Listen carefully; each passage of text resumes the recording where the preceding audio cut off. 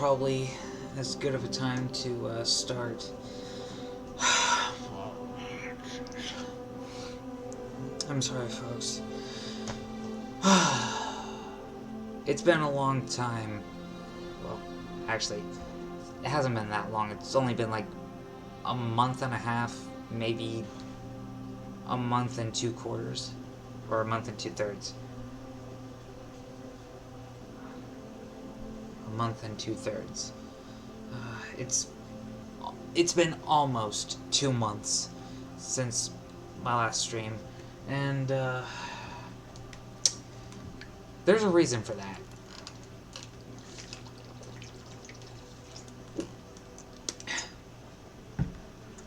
Lately, I've run into a series of problems. And I don't just mean, like, creative block. It's actually a bit deeper than that. Like, not only could I not think of anything to create, by the way, if you hear any noise in the background, I'm washing my bathroom towels, so, yeah, that's why. And also, I'm at my gaming PC, so, yeah. So, not only was I trying to barrel through a creative block, but I've also been dealing with a sort of internal crisis. Well, I guess it's still part of this whole existential crisis thing that I've been dealing with for about a year now. And also, I've been suffering from parasomnias. And if you don't know what parasomnias are, I'm gonna pull it up for you guys. Parasomnias.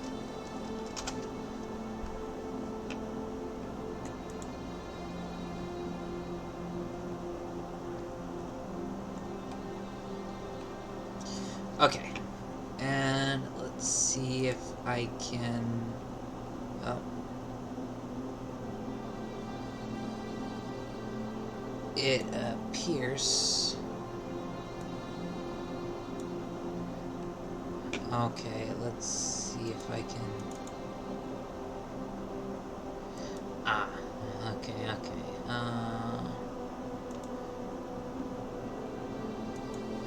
There we go. And...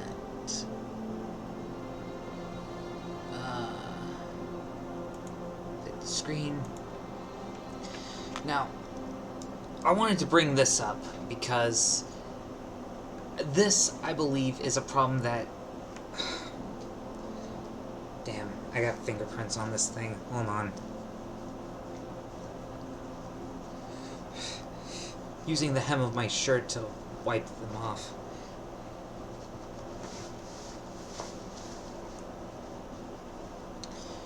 Okay, I can read it now. Parasomnias and disruptive sleep disorders. A parasomnia is a sleep disorder that involves unusual and undesirable physical events or experiences that disrupt your sleep. A parasomnia can occur before or during sleep or during arousal from sleep. If you have a parasomnia, you might have abnormal movements, talk, express emotions, or do unusual things. You are really asleep, although your bed partner might think you're awake. Okay, so this is a bit more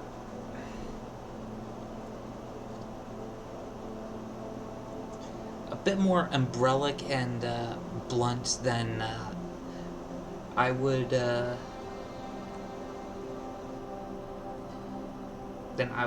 like to describe it, but there you go.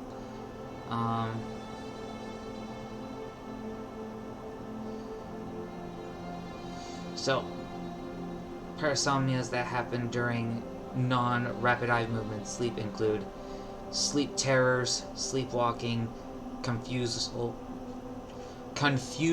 arousals, sleep-related eating disorders. Now, of these four, I've actually been dealing with sleep terrors. If you experience this sleep disorder, you wake up suddenly in a terrified state.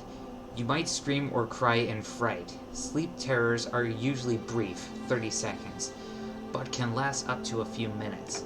Other features of this disorder are racing heart rate, open eyes with dilated pupils, fast breathing, and sweating.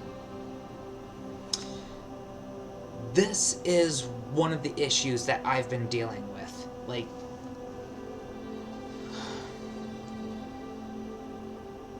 There have been times during the night where I found myself, in a very tearful state, and my bed was drenched in sweat. Now, these other three, I can't say for sure if I have experienced these, but I have experienced a few others, such as, nightmare disorder. These are vivid dreams that cause feelings of fear, terror, and/or anxiety. You may feel a threat to your survival or security. If you are awakened during your nightmare, you'd be able to describe your dream in detail. You often have trouble falling back asleep. Nightmare disorder is more likely to occur if you're under stress or experience a traumatic event, illness/fever, extreme tiredness, or after alcohol consumption. Now, anyone who knows me well knows that I don't drink. However, I can attest that when I asked a friend if they had experienced anything like I had been going through before I even knew what this was, I explained in such detail that they thought I was intentionally being inappropriate, and I ended up making them uncomfortable, which was not my intention. I wanted to see if my friend had experienced anything like what I had experienced. And yeah, this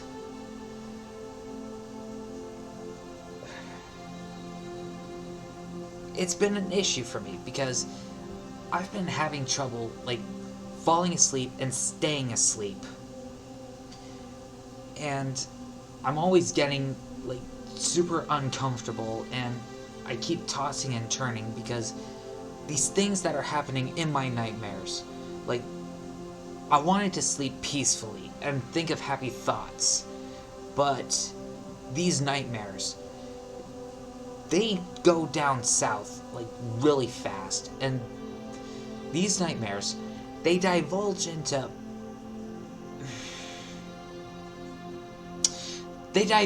territory which I don't really have any interest in exploring, because quite frankly,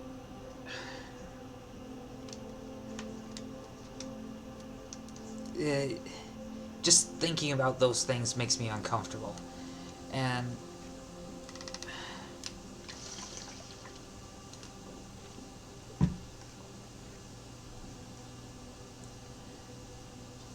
this is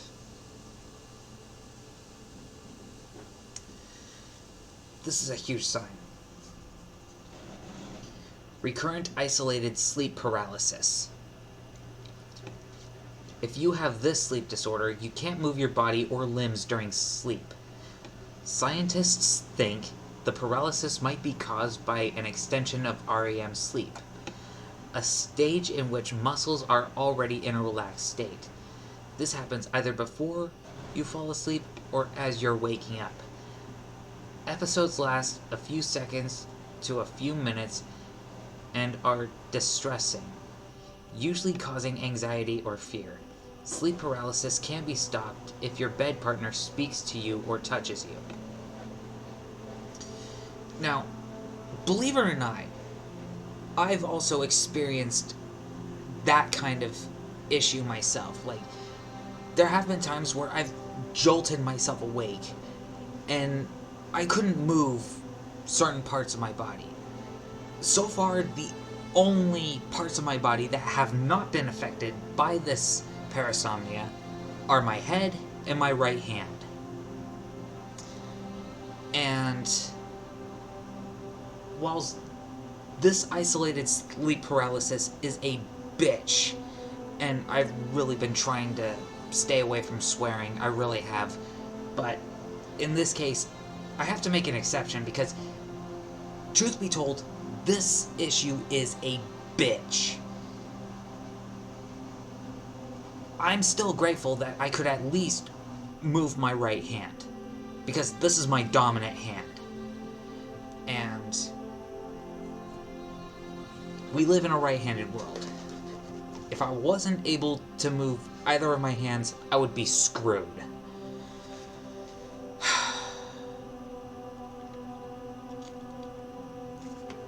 So,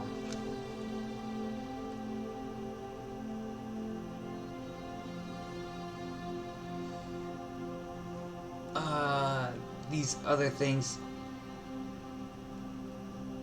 that are in, yeah, I think I should, stop right there before I, overdo it.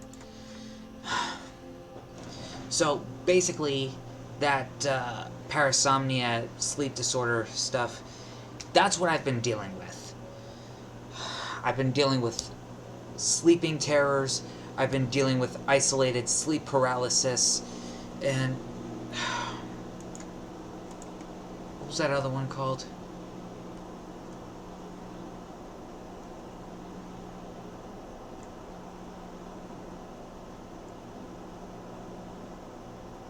Oh. Nightmare disorder. But I feel like nightmare disorder and sleep terrors are kind of hand in hand the same thing. But basically, that's what I've been going through. It's what I've been dealing with. I'm not proud of it, but, you know, it is what it is. And there are other symptoms that do occur. And if anybody deals with these sort of problems, you should consult a therapist or a counselor. You should consult your doctor. And, you know, I'm not sure if there are any sort of support groups. I have yet to look, but yeah, if there are any support groups, I would also recommend reaching out to them, see if any of them have any tidbits or if they can give their 2 cents on how you can pull through this situation.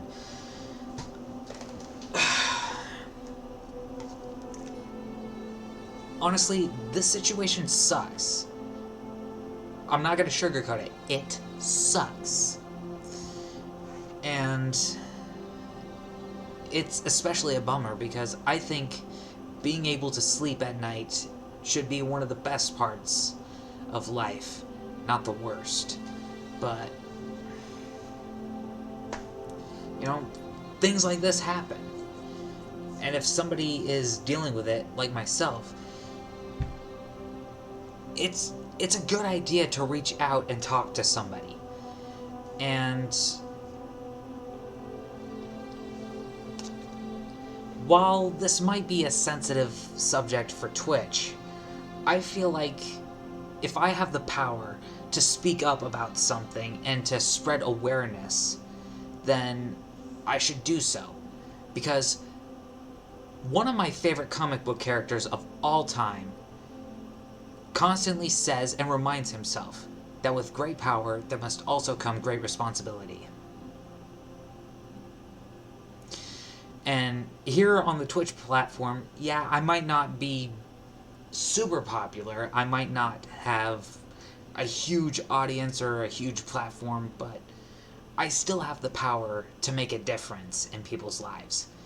And if I have the power to do something like that, I feel like it's my responsibility to spread this awareness and to help people the best way that I can. And one of the best ways I can help people is by speaking up and spreading awareness of stuff like this. Now, while I'm on this subject, I also want to speak up about this other stuff that I have been trying to muster the courage to speak about. Because this is not an easy thing to talk about at all. Basically, one of the causes of these parasomnias is stress, anxiety, depression, post-traumatic stress disorder, so on and so forth. You get the idea. And I thought I was coping just fine with my post-traumatic stress disorder by taking these traumatic events of my life and repurposing that energy to a productive outlet. But lately, the stuff has actually been getting worse. And when I say it's been getting worse, I mean traumatic events of my life are either replaying in my mind or they're manifesting themselves into these sleep terrors that I keep having in some way. And while I was talking to one of my Facebook friends about this, not the one that I unintentionally made uncomfortable, but someone who actually asked me to explain what I meant, this friend came to the conclusion that I've developed a sort of fear of all people. Not just one particular group, but a fear of people, like, in general. And the friend said that the reason I've developed this fear is because, truthfully, I have never actually felt safe. Like, I've always felt like no matter where I go or what I do, I've always felt like I've been in danger, or that somebody has been stalking me, or somebody is plotting their next attack. Now, someone may try to bag on me and say, dude, you're just trying to see the worst in everybody. That is not the case. The truth is, oh, Olive Hobbits. Hi, Nicole. Nice to see you. I hope you're doing good. What was I saying? Oh. The truth is, I'm not trying to see the worst in people. Like, I'm trying to keep a positive mindset. But every time I am fully confident in someone or something, the rug gets pulled out from under me, and I end up falling either flat on my back, flat on my face, or hard on my joints. And I think that's part of why I almost never feel safe. I've been betrayed, I've been duped, I've been bamboozled so many times that this fear of people in general, it's starting to eat at me, and it's not good. So it sucks, and I hate that it's what I'm dealing with, but I think I should be man enough to, be upfront and be honest with my audience. And it's very important to talk about these issues, because who knows what anybody is dealing with. And one of the best ways to get through a problem is by speaking up. I mean, if you hold on to it, if you stay quiet, let it fester, boil, you're actually hurting yourself. And that's not good. At all. And if you just ignore it, again, it's only going to get worse.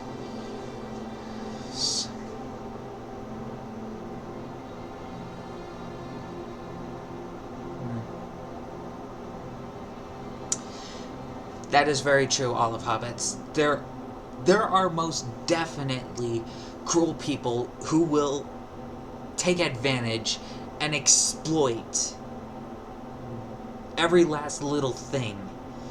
And you think that they have your best interests at heart, but really, they have ulterior motives. And it sucks when you think for sure that you can trust somebody. But then, what happens? They betray your trust, they make you regret everything, and it sends you spiraling down this... It's always best to talk about it. I agree, and that's why I'm doing this here, right now. It sends you spiraling down this mess of emotions, and it causes a type of crisis in your mind. And in my case, when I first spoke about this sort of thing to the first Facebook friend that I mentioned earlier, I caused that friend some severe discomfort, which was not my intention. I was trying to figure out what the hell was going on with my head, or what may be happening with me. And the fact that I ended up making them uncomfortable, that doesn't feel good. So, after causing that discomfort, I decided to reach out to a counselor. And then I went to see a physician. And that's where I got the parasomnia suggestion. And when I came home, I started doing research, and lo and behold, I actually have been experiencing those parasomnias. Sleep terrors, nightmare disorders, bladder control problems, isolated sleep paralysis. It's a bitch. And I would not wish this on anyone.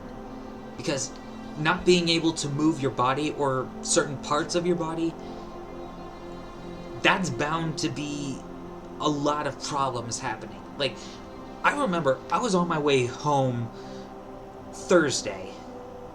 Yeah, Thursday. I was on my way home Thursday, and suddenly my legs just gave out right under me, and I landed on my hands. I had to sit on the sidewalk for half an hour before my legs woke back up.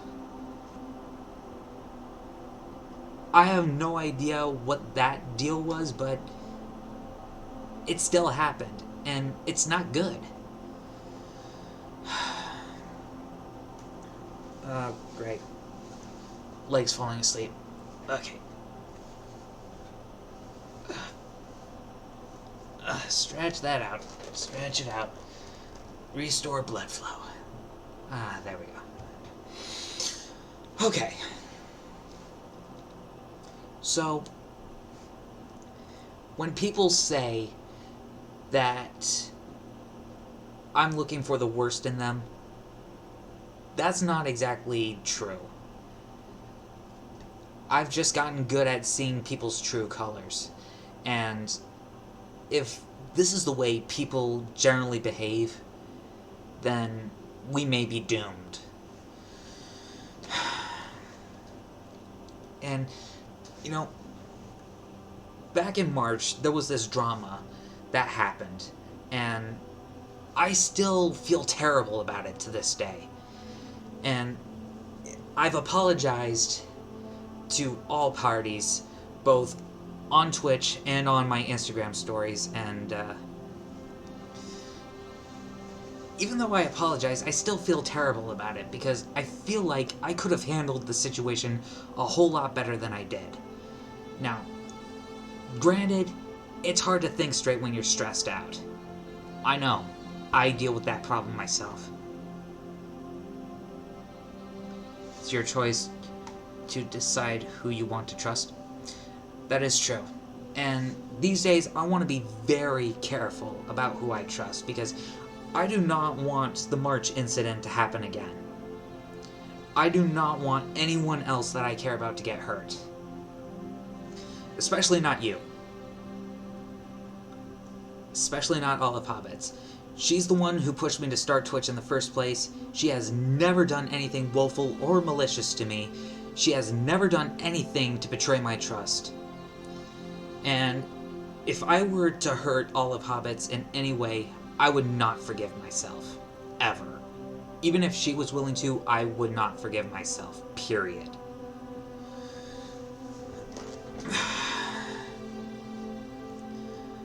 Now, for anybody who's not familiar with what happened in March, we are due for a karaoke night.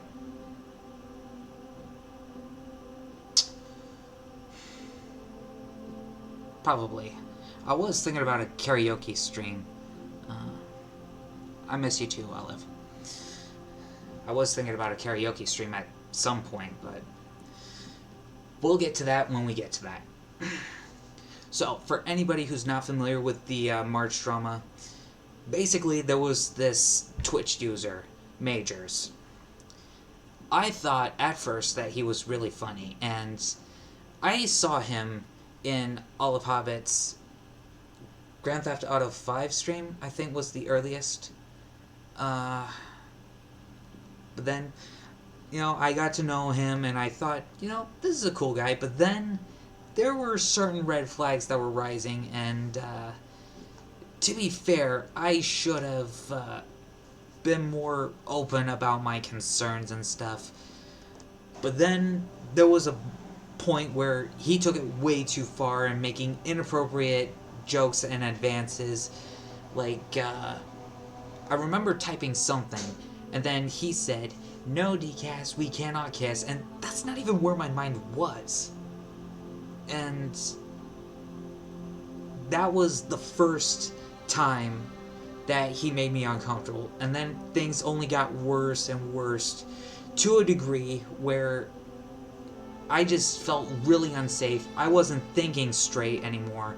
And then, right before my birthday, he pushed everybody right over the edge. Like, he started harassing me in a build, and then I couldn't think straight. And then, basically, everybody was attacking each other. We all fell right into his hands. And Anita and Coffee Slay were at each other's throats. Pewed Kittens got caught in the crossfire. Basically, nobody was happy. And that really hurts, because it was right before my birthday, and all my friends were turned against each other. And Majors instigated all that drama. And, for the record, Anita's not the bad guy. Pewed Kittens is not the bad guy. Coffee Slay is not the bad guy. Majors is the bad guy here. He instigated that drama. He turned all of us against each other. He hurt all of us. He betrayed everybody's trust.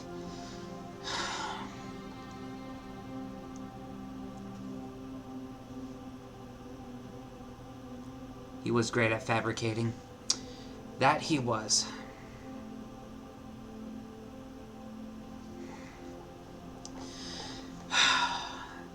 So basically, Majors is not a good guy. And Anita said that there were eyewitnesses who saw Majors in other chats, and he had gotten banned for making very suggestive comments and, in general, sexual harassment. So, yeah, let this be a lesson to all of us.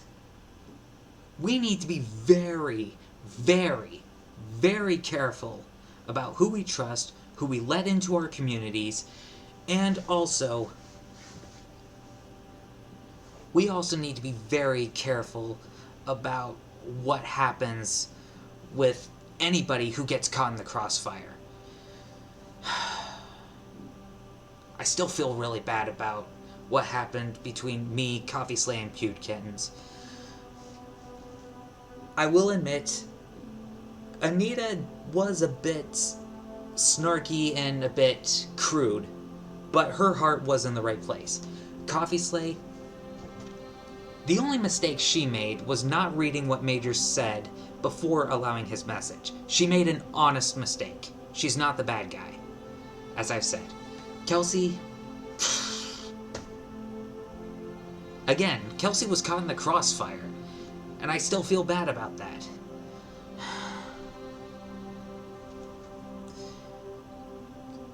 It probably is, but I still feel horrible about it. The root issue is gone now. Yes. I will say that. The root issue is gone. The instigator has been given the boot.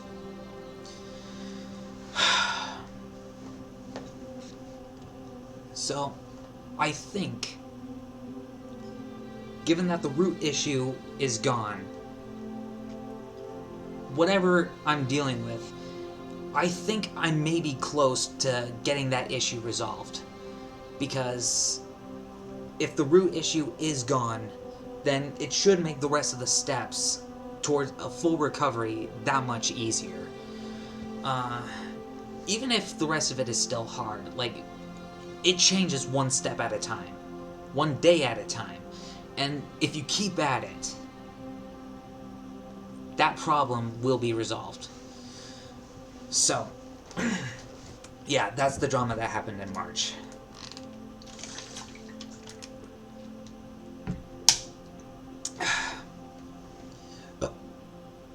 Excuse me. So, now that I've gotten all that, like, shoveled and off of my chest, and I gotta admit, it feels really good. It feels really good to have that, like, out of my head and off of my chest. There has been something that I've been thinking about recently, and, those of you may remember, back at the beginning of the year, I was actually working on, like, a homemade tuxedo. Jacket, pants, and the caped overcoat, which I call the trench cloak. Or in that project's particular case, the trench cloak 2.0. Now, I've been thinking about another thing. And this other thing is another formal dress code.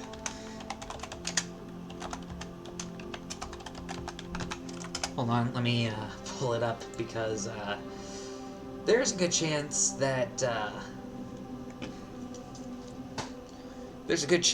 I'm probably the only one who actually gives a damn about these historical dress codes. Right here. Full fake white tie. And you might be wondering, dude, DCas, you've done cross-dressing. What are you doing looking at this old dress code stuff? Well,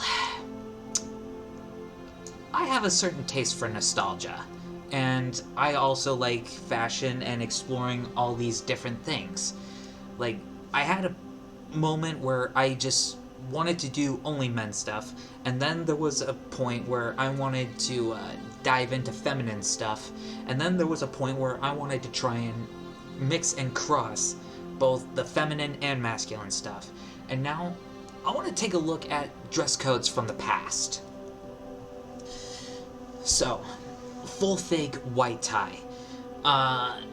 This is probably going to be really, and I do mean really, hard to piece together, I think.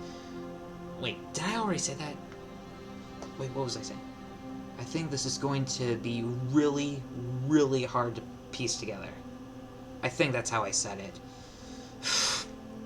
Brain lag. Something happens. Anyway. So, what is going on with the full fake white tie dress code? Well, as you can probably see on the far right, the list of what is included.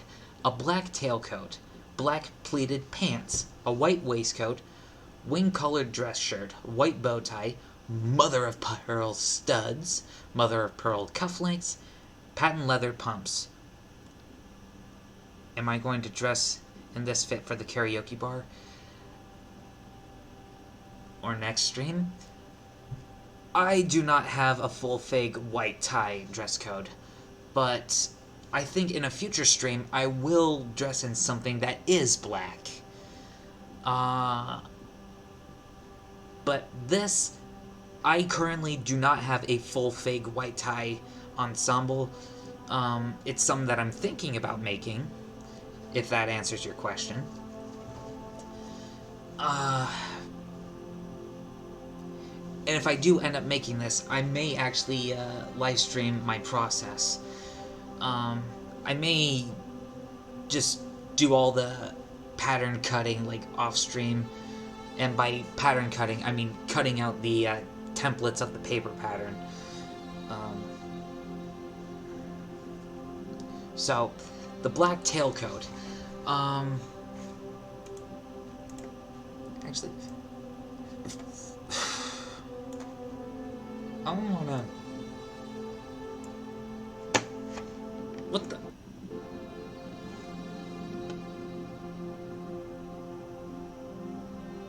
What the hell was that?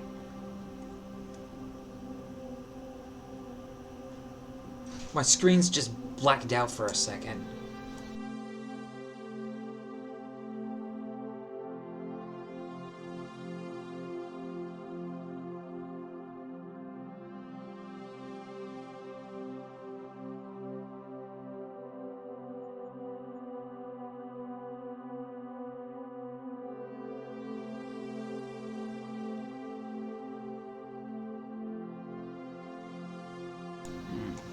Can you still hear me?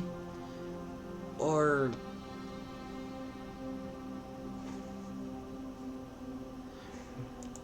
Yeah, I have no idea what the hell just happened. Like, my screens went black for a second.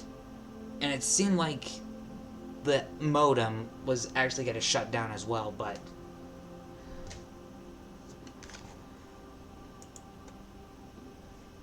No?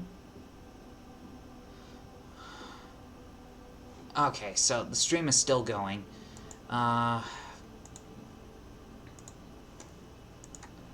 important tabs. Wait, just kidding about what? Did you mean no as in the... Oh, okay.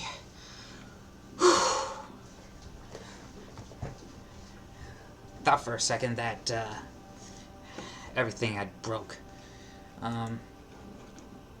I don't see the Vaders on the mixer board, but as long as you say that you can hear me, that's all that matters. So, hey Avenger, it's good to see you. Long time no see. So, what was I saying? Black tailcoat. I think I said that there is a pattern. It calls... Actually...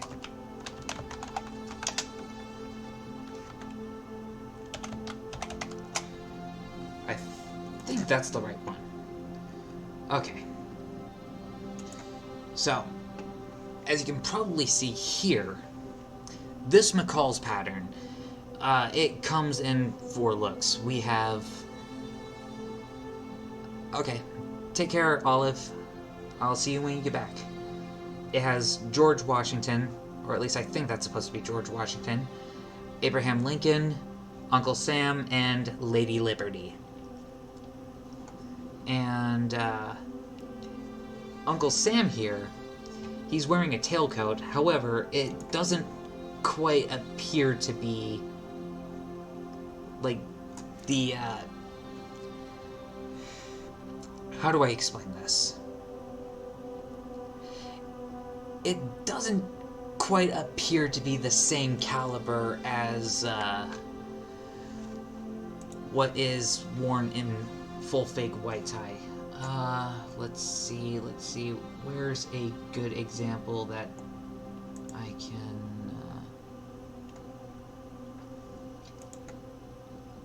here's Benedict Cumberbatch. This is actually one of the better white tie ensembles that you can probably look up on Google. As you can see, peak lapel. as you could probably see, maybe not. Damn it! I thought that was gonna work.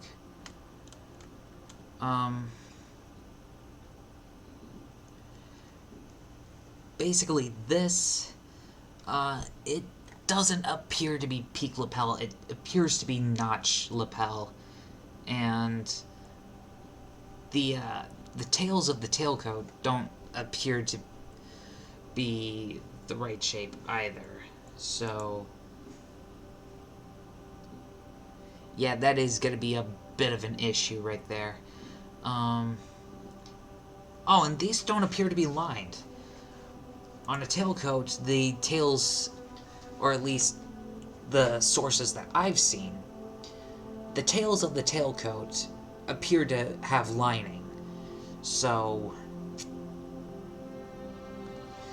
yeah.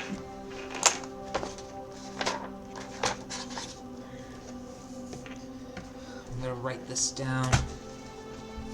Hold on. White tie ensemble project. So,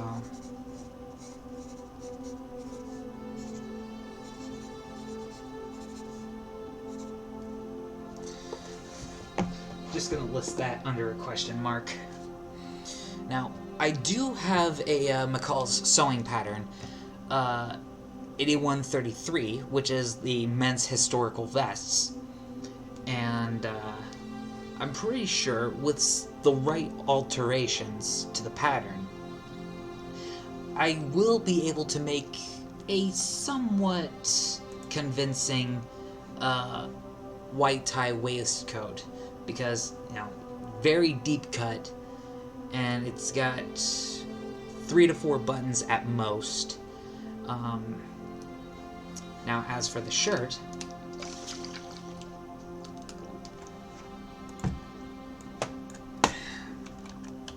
simplicity patterns dress shirt.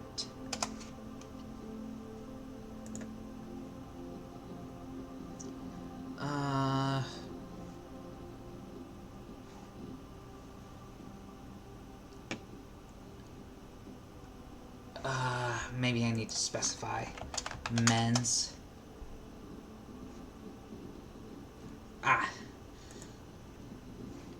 It's this one. Simplicity 8427. And this one offers 2 options, or 4 if you like to mix and match.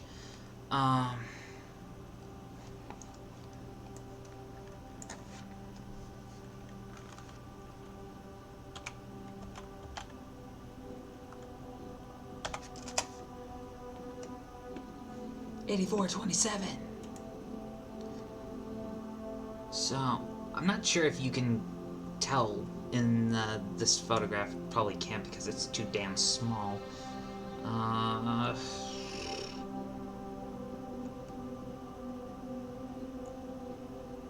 know what? Why don't we go to the Joanne's website? Yeah, let's do that. Joanne. Sewing patterns.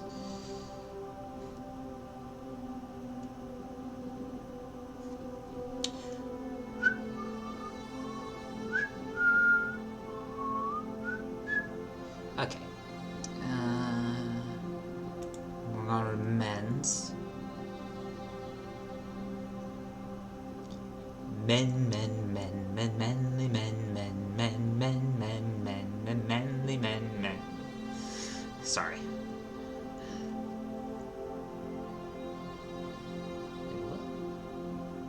Huh. I haven't seen that one before. What the?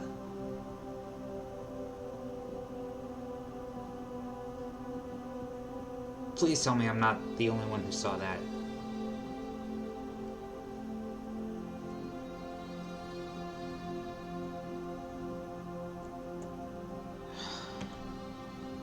Huh.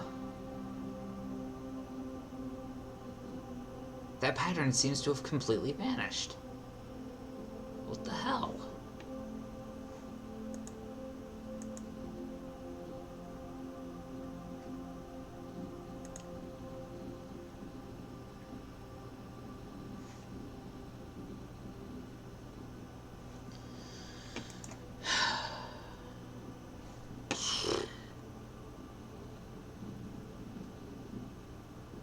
There's gotta be a way I can zoom in.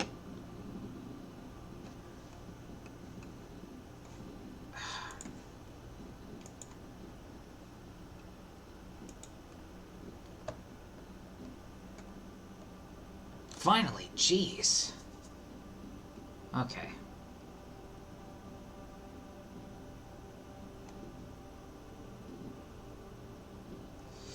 So, as you can probably...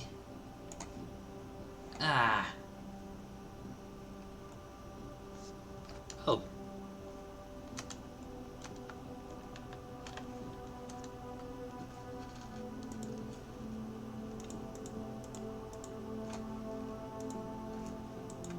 There we go. Okay. So, basically we can mix and match.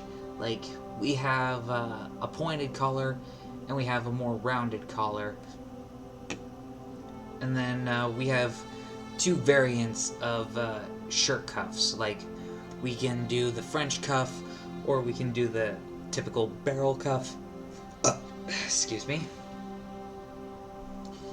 For full fake white tie, you have a single French cuff, wherein, you know, the cuffs of the dress shirt, instead of overlapping like on a regular shirt, the ends are joined together, and then there's a hole on both of them in which a cuff link links them.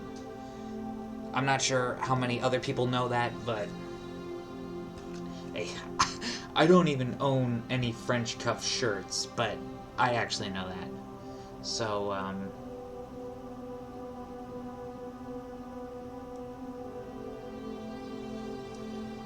there is also another thing that I want to mention.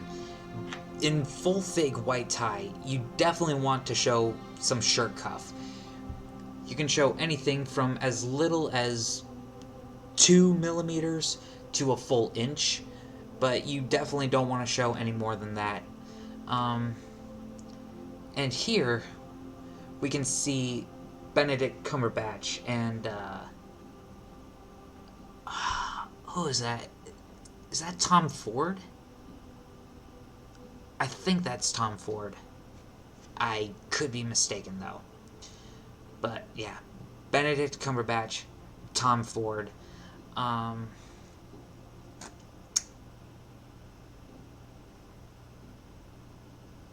Yeah. Sorry, I had some brain lag for a second. I keep getting brain lag. Sorry, folks. But yeah, here on Ford's right hand, he's showing maybe 1.25 inches of shirt cuff, and actually that doesn't look too bad. Actually, I think that looks neat. On his left hand, he appears to only be showing maybe 1/2 inch at most, whereas Cumberbatch here, he is showing about maybe 1/4 to 3/16 of an inch. 3/16 to 1/4 inch. It looks good. I think it looks good. And if we also look more toward Ford here, this is another thing about full fake white tie that critics are very, very picky about. And that is, you don't want your waistcoat to go peeking below the front of your tailcoat.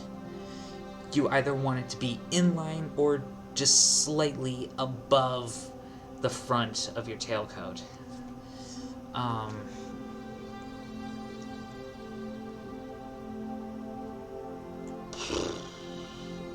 Let's see.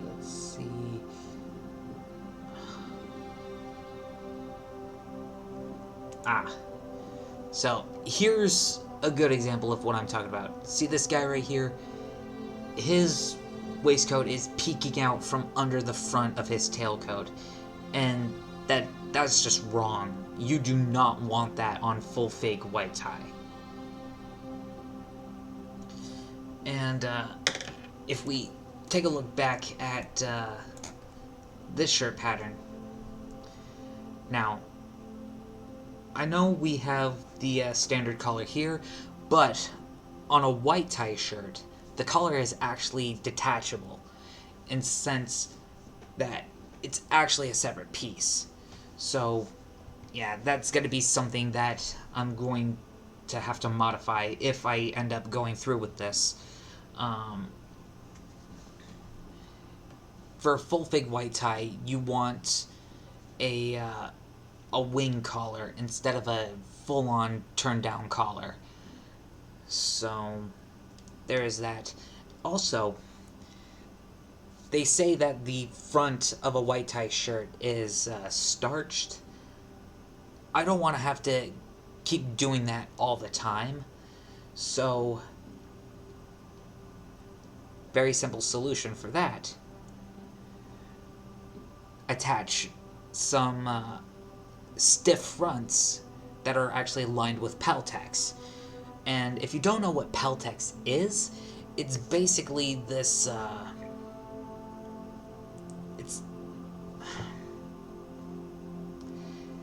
it's basically a sew-in lining that stiffens fabric and gives it shape.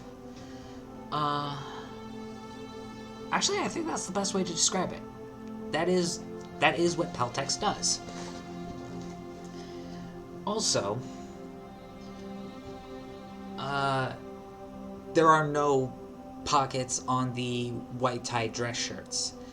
That is also a point to take note of. So, yeah, if I get this pattern and end up making the white tie shirt, hasta la vista, pocket.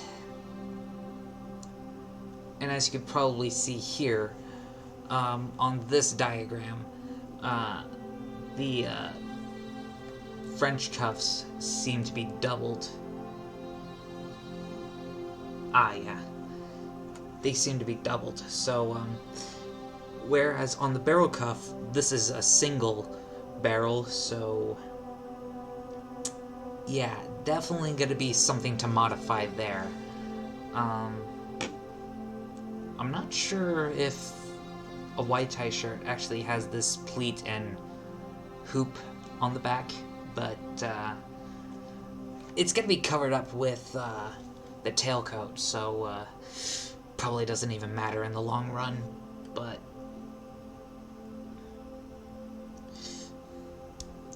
this is something to think about. And, you know, I'm not going to go so far as to say that I'm a genius, but I am a fairly smart guy. At least when I'm not stressed out. So,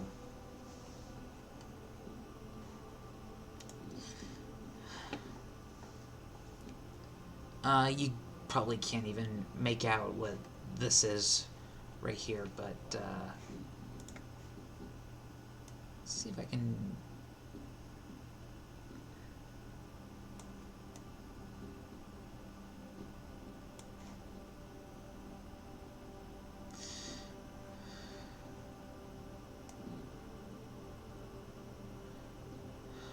Trying to figure this out here.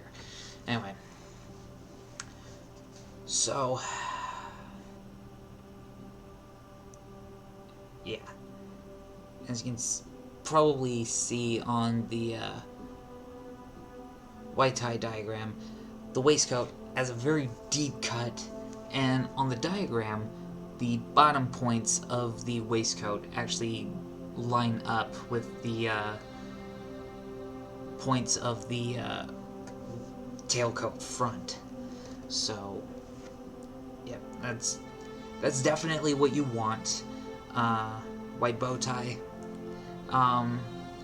detachable collar, wing collar, and I also wear a wing collar with my tuxedo because I just think it looks cool. I think it looks neat. You can probably see this as a better example of what I'm talking about here. Oh wait, this has notch lapels. On a tailcoat, notch lapels are not acceptable. On a tailcoat, peak lapels all the way. And that was one of the things that triggered me about the costuming for the 1994 movie Blank Check. Yeah. On a tailcoat, do not do notch lapels, ever. You want peak lapels all the way. Honestly, I like peak lapels. I've always preferred those over the notch lapels that we get today. Now this is gonna pain me a bit because personally, I think out of all the main presidents that we've had, and I really don't like being political, but of all the presidents that we've had during my lifespan, I believe Obama was the best of them. However, seeing him in this white tie photo, there are things that I have critiques for. Like, you can probably see right here bits of his waistcoat peeking from under the front of his tailcoat, which, again, you do not want. No. On his left hand, he's not showing any shirt cuff. On his right hand, he's showing, I want to say about half an inch. They look to be French cuff, but I can't tell if they're doubled or single. And it looks like he has a turned down collar, which, that's not right. That is not right.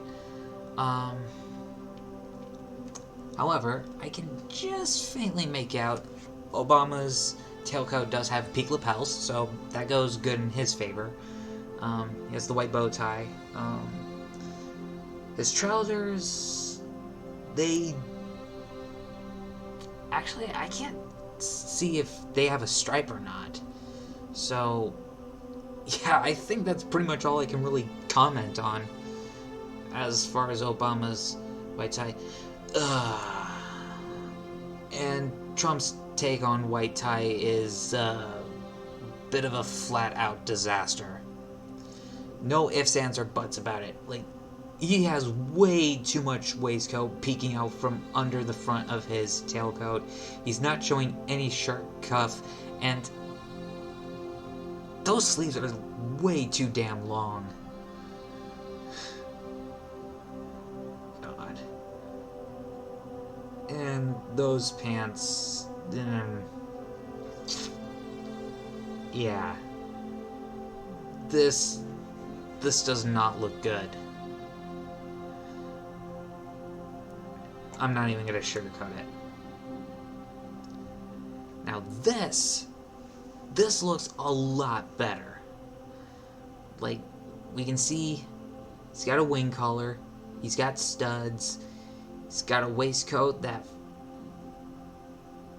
actually goes above the bottom of the front of the tailcoat, so that's good. I'm not sure if that's a pocket watch chain or if it's a chain from the sash, but still, this is a good example of white tie. And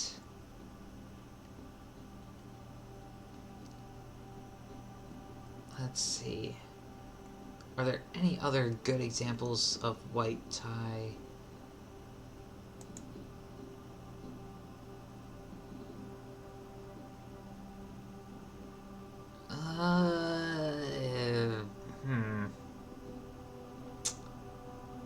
I can't say whether...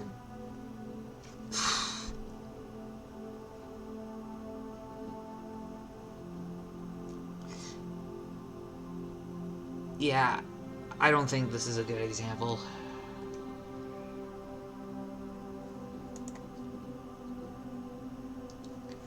Here's an old black and white photo of John F. Kennedy wearing white tie.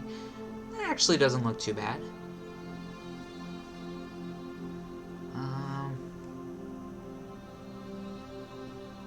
Let me think.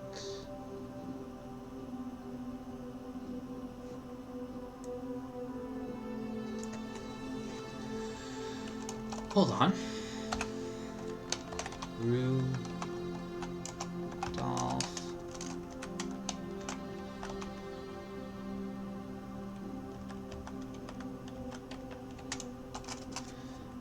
I'm pretty sure I spelled it wrong.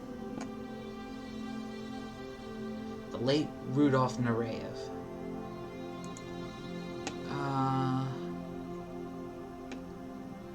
Yeah, there was an episode of The Muppet Show where Rudolph Nureyev came on and he was wearing this full fig white tie ensemble and it actually looked really nice. And this would be a perfectly good photo if it wasn't so damn small. Here's a slightly better one. It's in grayscale though, but you know, it's got the white shirt, it's got studs. Although on white tie you definitely want the studs to be white or silver, or I think you could probably even get away with gold, but yeah, you definitely don't want to do dark shirt studs for white tie. He's got the white bow tie. He's got the wingtip on his collar. He's got a white boutonniere. And he's got the single shirt cuff. So, already one of the better ones. He's got a deep cutout on his waistcoat, and it looks like the tailcoat lines up with the waistcoat front. So that's definitely going in his favor.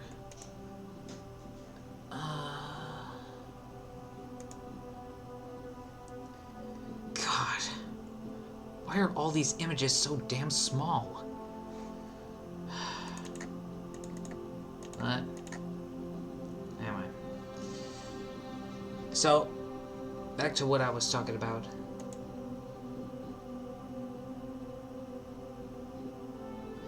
Okay, is this a good example of white tie? I can't see the side of the trousers too good, but let's take a look. Okay, we got the peak lapels on the tailcoat. That's good. And both sides of the tailcoat surpass the waistcoat. That's also good. Nice deep cut on the waistcoat. Looks like we got studs. We got the white bow tie, wingtip collar shirt, got the white boutonniere, white pocket square. He's showing some shirt cuff. Nice, nice. It's actually looking pretty good. Looking pretty good indeed. Oh, and here's a bad example right here. You can see the waistcoat peeking from under the front of the tailcoat. No, you do not want that.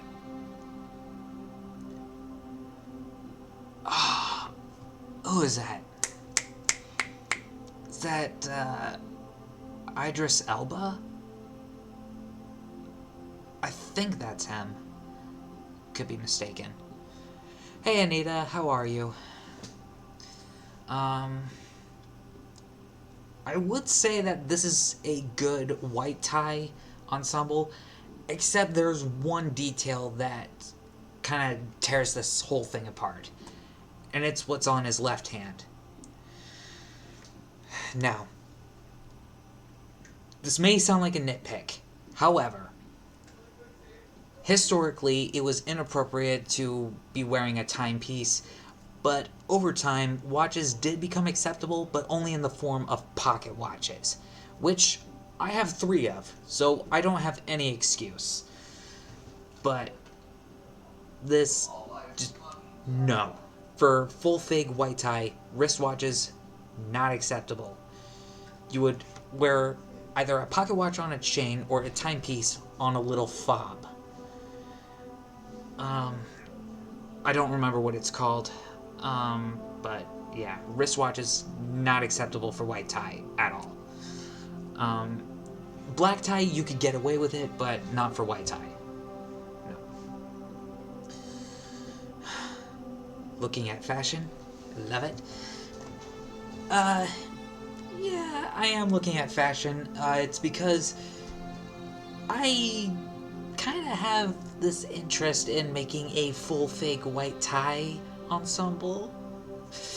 And I'm also showing like examples of white tie to show what I mean, but unfortunately there's so many that get it wrong, and that's partly because not many people pay attention to these historical dress codes anymore. And I think part of it is because in this day and age, anybody can wear anything that they want, and while they are right, I do have to point out, dress codes exist for a reason.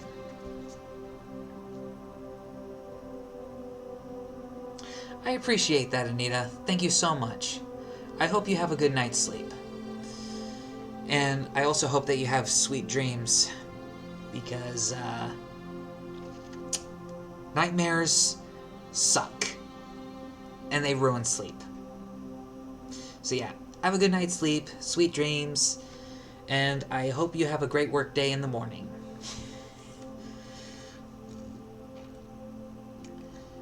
So...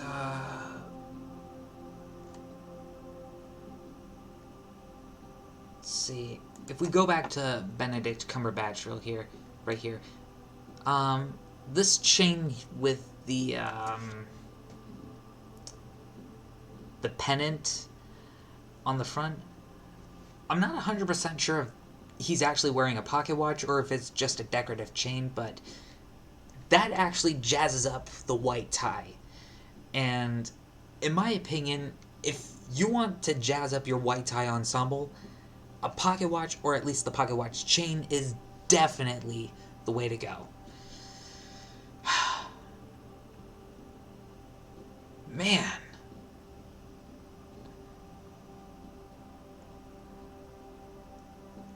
I'm sorry, folks. Like, I'm staring at this and... oh, wait. There is some waistcoat peeking out from beneath the tailcoat. Although on this side, it's not so bad, so... oh, maybe it's the way he's posturing. Like, his posture is giving the illusion that, yeah, that could be a contributing factor. So, that is something to take into account.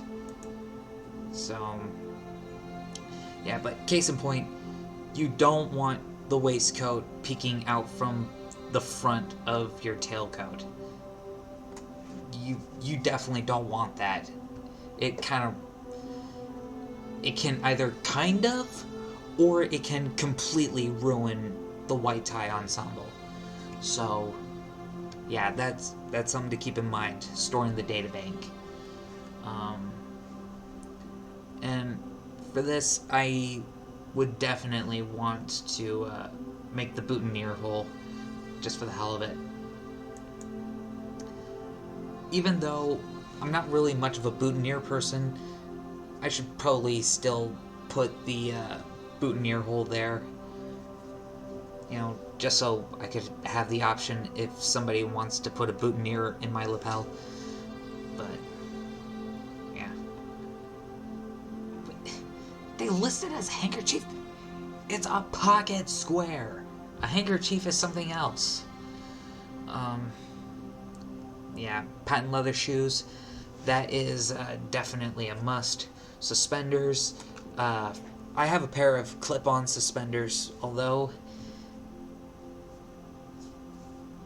for white tie there are a whole bunch of latches and buttons for a reason, so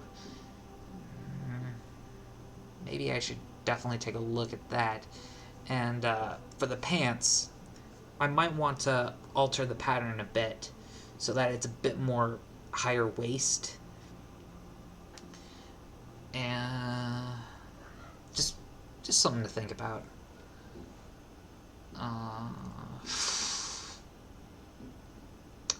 wonder if there are any patterns for suspenders.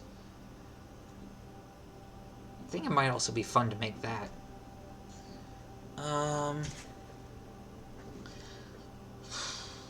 Let's see. Are there any other patterns that I should think to...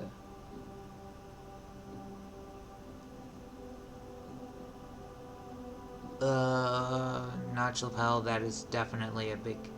Oh, no. This isn't a white tie thing.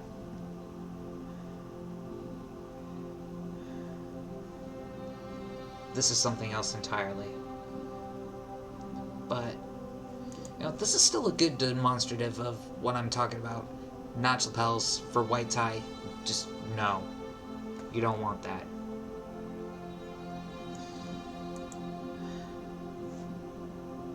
This guy here looks like he's wearing a pocket watch chain. The waistcoat cutout's not that deep.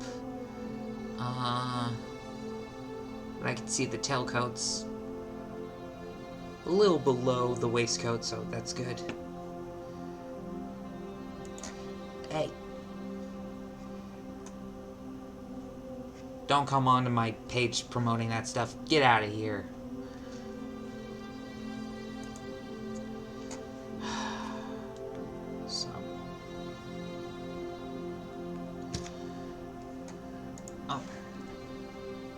This is also something that I should probably talk about since I'm talking about white tie. For the evening, when you're going to or from somewhere, you would definitely want to warm up with a nice pair of white gloves, a silk scarf, and an evening overcoat, which my trench cloak technically is, because it's got satin-faced peak lapels, although it might not actually be the same, because it's also got trench coat epaulettes, and you probably don't want that on an overcoat, although they do kind of have a purpose as a decoration to an extent.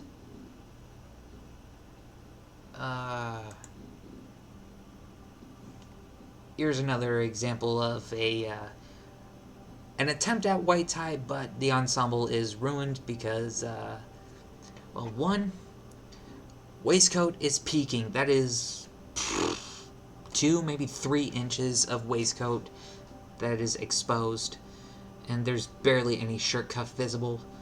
I do like the pocket watch chain, though. We got the stripe on the pant leg, so yeah. The waistcoat peaking, no.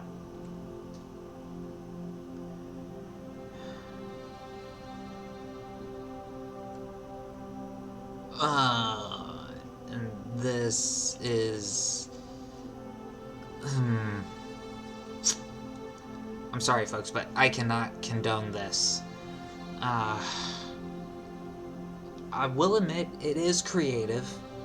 It is creative, but notch lapels, no, no. He is showing some shirt cuff. Uh, just no. I'm sorry, but just flat out no.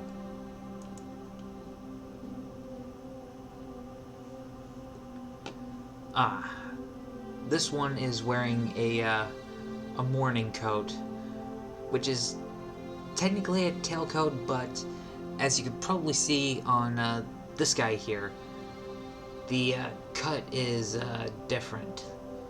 So, yeah.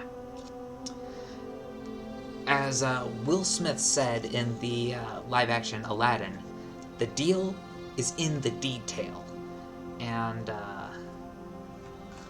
yeah, on this guy here, this is not the proper tailcoat. This guy is doing it right. And I can actually get a better look at his pants, and it looks like there's a stripe there. Okay. And this brings me to another thing about white tie.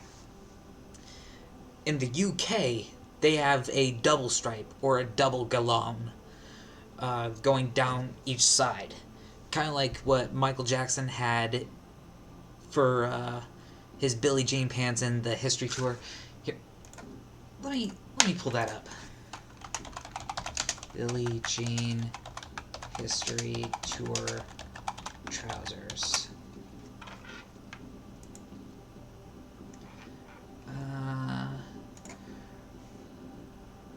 Right here. So, if you can see that, Michael Jackson actually has a double stripe going down the side of his pants. Just like what they have, or what they're supposed to have for white tie.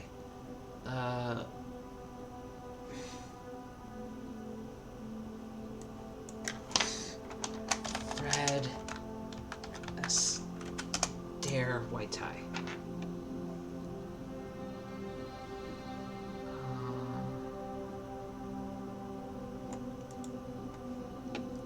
Seeking. You could probably barely make it out in this picture right here, but there is a double stripe going down the side here, which is definitely what you want in white tie.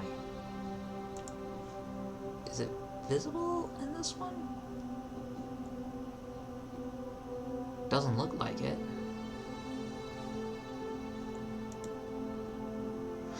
You can see it better in this one. See, double stripe down the side, and if we go back to Michael, double stripe down the side. Now, how am I going to do this for making the white tie trousers? I'm not entirely sure. I may have to look into that a bit, because here's an even better picture. See, double stripe here and there on Mr. Astaire, double stripe. Excuse me. And I'm pretty sure Fred Astaire was American, so yeah, when an American actually gets that detail right, impressive. Very impressive. Although I'm not really one to talk because I'm American myself. But yeah, the point I was trying to get to was, in the UK, they typically have that double stripe or the double galon going down each side.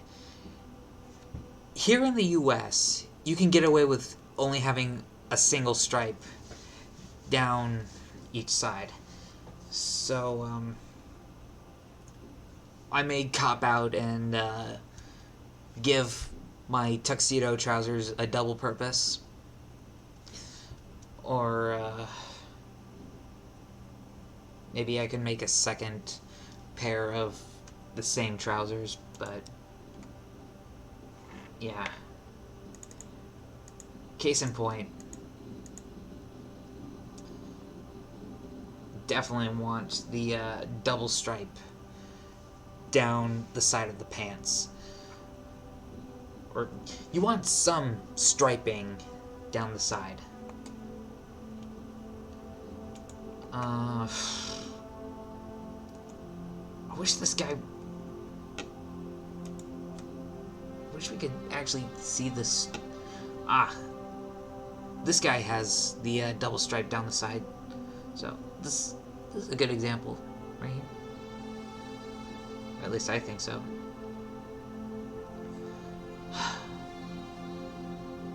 I wish at least one of them was wearing a pocket watch. I think pocket watches can jazz up any formal attire. Like, it doesn't matter if it's white tie, black tie, or black tie optional, or whatever else. Like, if they were to throw on a pocket watch, that would definitely jazz it up. I love pocket watches. And again, I have 3 of them.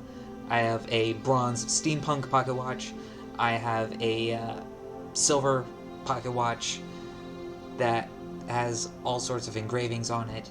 And I also have a plain golden pocket watch, which I also like. Of those 3, I think I'm more likely to... in The Walking Dead, Herschel gives a pocket watch to Glenn. Oh, The Walking Dead. Herschel gives a pocket watch to Glenn. I did not know that. Thank you for sharing that fun fact for TT.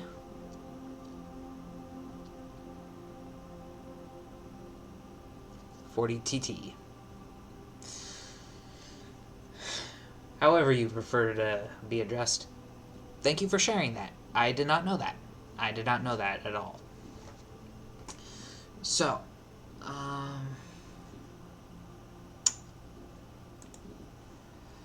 let's see. I talked about the tailcoat. I critiqued the whole waistcoat, tailcoat ratio and stuff. Shirt cuff, studs, buttons. Yeah, bow tie. I've made black bow ties before.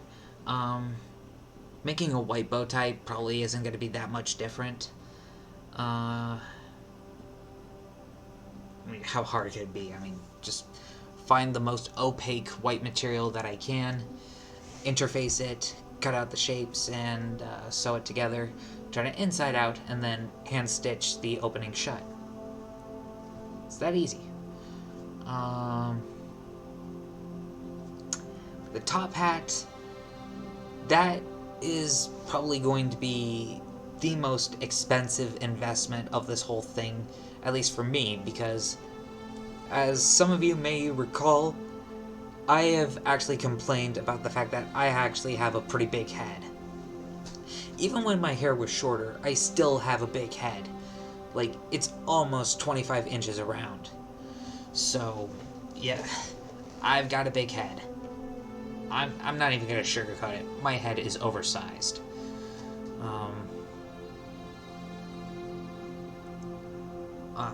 10 says gold pocket watch, so yeah, I may end up having to use the gold pocket watch. But I really like using the silver because, you know, it kind of goes in the flow with the whole black and white thing. I mean, what is silver if not a shiny gray? And what is gray if not the combination of black and white? Or the in-between of black and white. So, yeah. Studs. For studs, you definitely want to go with brighter colors, such as white, silver, gray.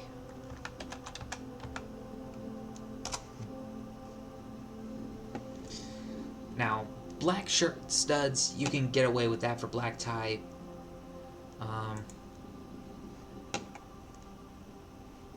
Gold shirt studs, maybe you could get away with that with white tie. I don't know for sure, but you would definitely want to go with more white or silver shirt studs.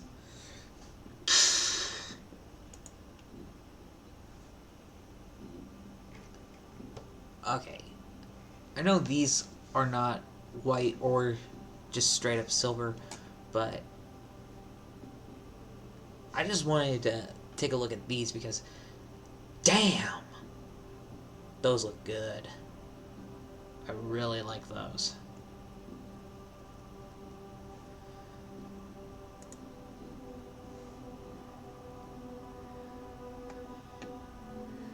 Damn.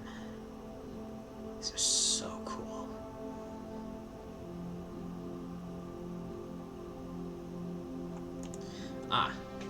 Here's a better look at what I'm talking about here. Sorry, my pants were starting to fall down. We have silver studs, and they appear to have like shiny rhinestone looking shapes all around the circumference.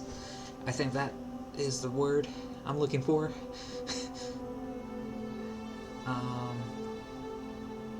Yeah, that looks nice. That looks nice. Although with these lines here, I wonder if these are pleats. And if these are pleats, then there's a good chance that whoever this is combining black tie and white tie together. Kind of like that picture that I saw of Daniel Radcliffe with a black tie waistcoat but a white bow tie. Here. Daniel Radcliffe. Harry Potter ball.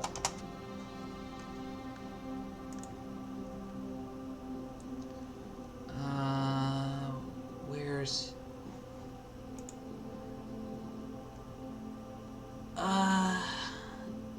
I'm not sure if you can even see that. I'm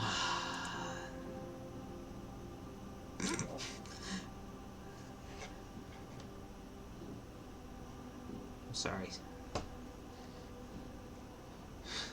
I saw the wrecking ball and it just...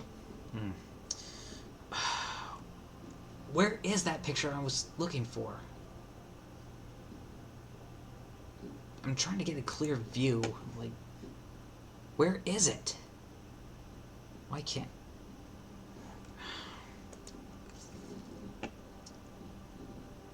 Come on.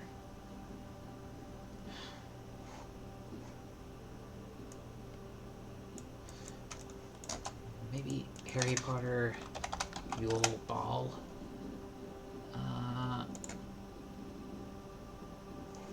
Okay. This is a better example of what I'm talking about. Thank you. Anyway.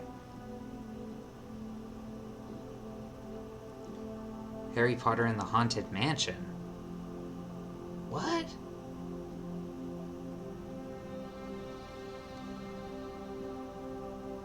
I've seen the original Haunted Mansion with Eddie Murphy. I don't remember seeing Daniel Radcliffe in that movie. Anyway. So, yeah, this is what I was talking about. He's got a black waistcoat with a somewhat deepish cutout. This waistcoat would be fitting for black tie, but here he's got a white bow tie. So, Chamber of Secrets.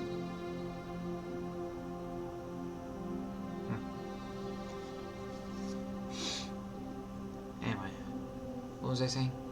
Oh yeah. Oh, here's another one. Again, black waistcoat, white bow tie, and a turned-down collar. So this would be fitting for black tie, except he's wearing a white bow tie. Which... Train station and a ghost lady.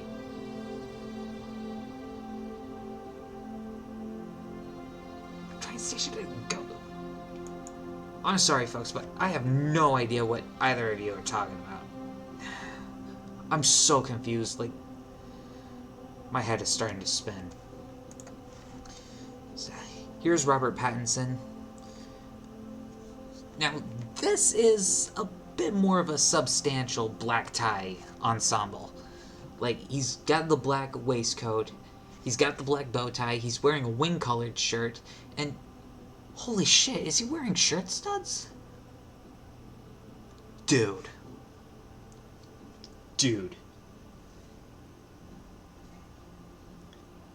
That is well put together. Hold on, I gotta give him... Seriously, this is a really good black tie variant. Cedric Diggory, Yule Ball. Ah, so he's part of the same franchise. So, yeah, this would definitely work. Shirt studs are so classy. You are getting no argument from me. They are indeed classy. And, especially for super sophisticated dress codes like black tie or white tie, shirt studs can go a long way towards elevating the overall ensemble. I really want to... I want to either get or make my own shirt studs somehow. Even if I have to make my own studs out of like super fancy buttons and something like that. That, I think, would be an interesting project on its own. Excuse me.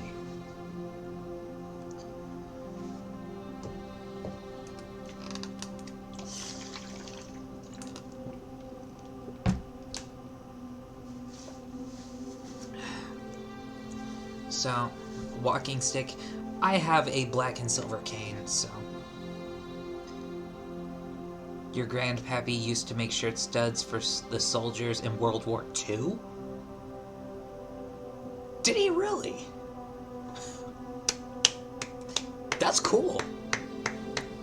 I'm not being sarcastic, by the way. I genuinely think that's really cool.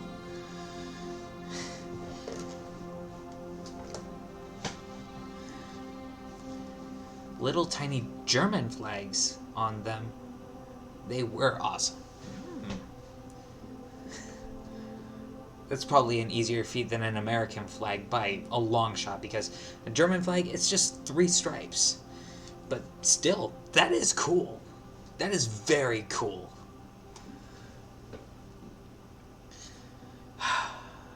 So, yeah, I think I've probably gabbed a good amount on black tie. Black tie? White tie. White tie, white tie.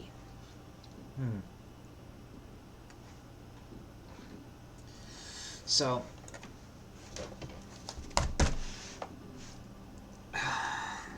black tailcoat. You could tap dance so hard in that. Probably, if I were to throw the ensemble together, or at the very least acquire it. So, here we can see a good example of white tie. Like, we have the tailcoat falling in line with the waistcoat. And it's got the peak lapels, it's got the buttons, it's got a pocket square. No boutonniere hole though. This is a turn down collar instead of a wingtip collar, so that's a bit triggering. Remember, for a white tie shirt, you want a detachable wingtip collar. If I knew I was gonna end up doing this, I would have grabbed my dress shirts out of my closet. But, oh well. And it's definitely hard to come across a tailcoat these days.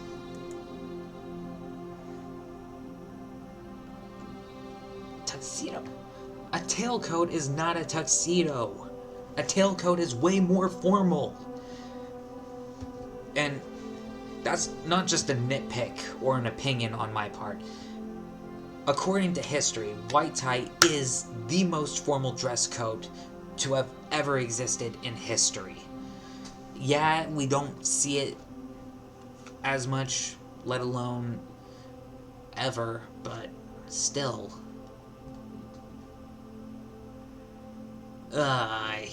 This right here is a very bad example. Notch lapels, the closure isn't right.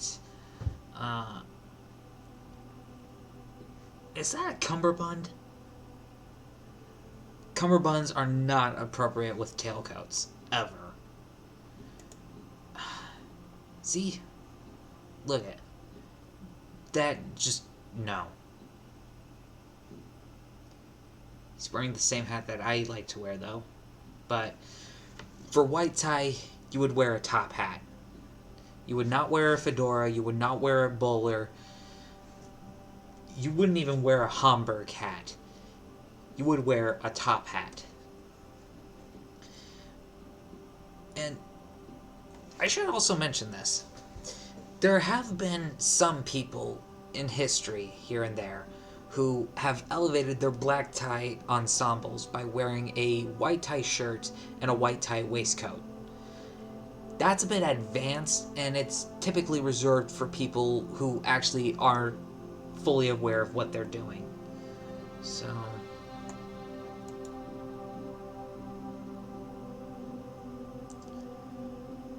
okay, so we have a waistcoat right here. Or, waistcoat? Ugh. We have a tailcoat here. But it's... the image is ruined by the cummerbund.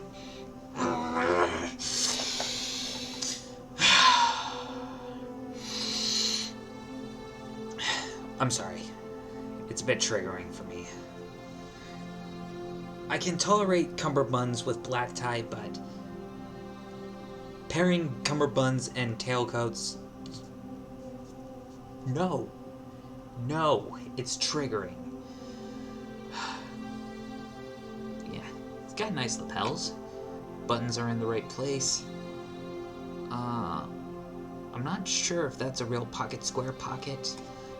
If it's sewn shut, then I could probably open that back up.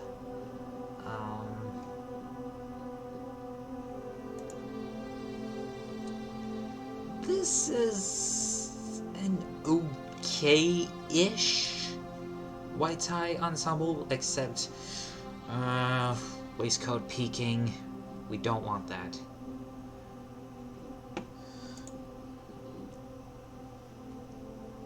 So here we can see what the back of the waistcoat looks like.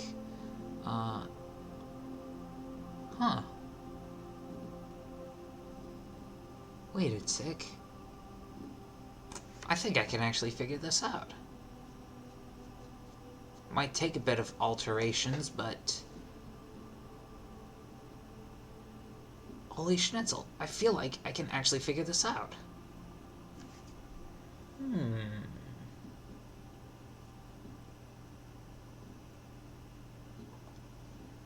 I am putting on my top hat, dyeing up my white tie, brushing off my tails.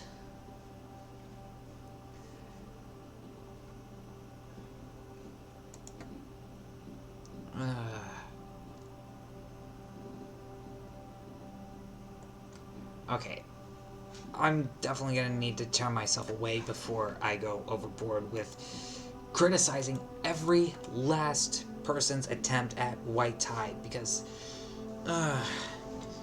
it is just triggering. It's triggering, and they're not doing it right.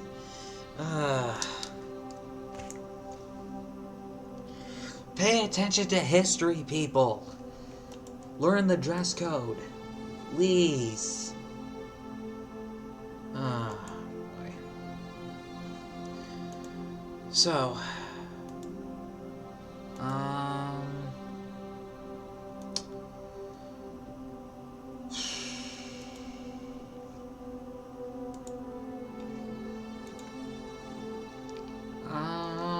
should we hit a raid? I think we should hit a raid.